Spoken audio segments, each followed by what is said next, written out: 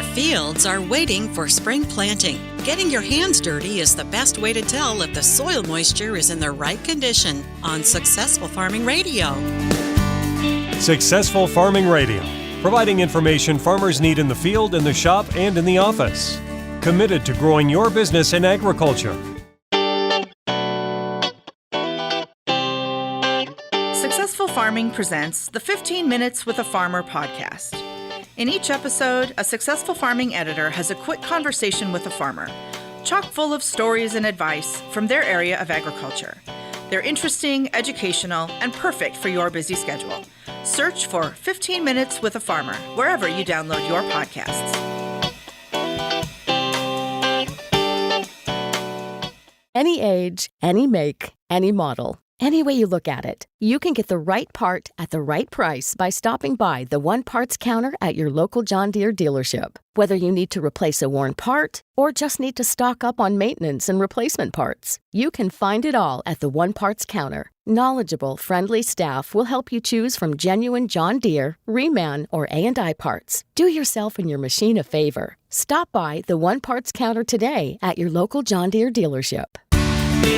Farmers are feeling the itch to start their spring field work, but if the soil is too wet, the pressure from machinery will cause compaction and create a poor seedbed. Check moisture levels in the top 6 inches before any tires roll over it.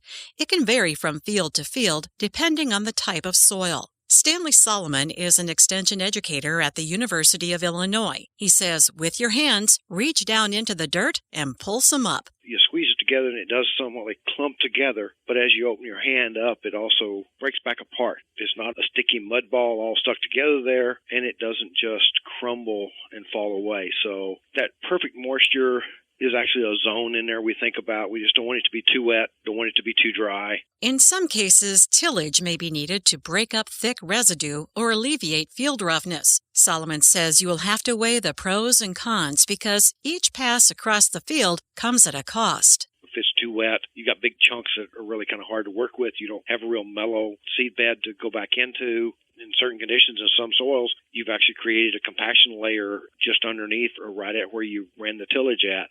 So a lot of guys will look at something that will do a minimum amount of soil movement and soil disturbance, but still maybe trying to move some of the residue around a strip till type approach or some of those things may be a better thing to think about. Winter can be hard on conservation structures in the field like waterways and terraces, so be sure to inspect and repair anything that will reduce their effectiveness. I'm Jody Henke. Find more tips for assessing your fields before planting at agriculture.com.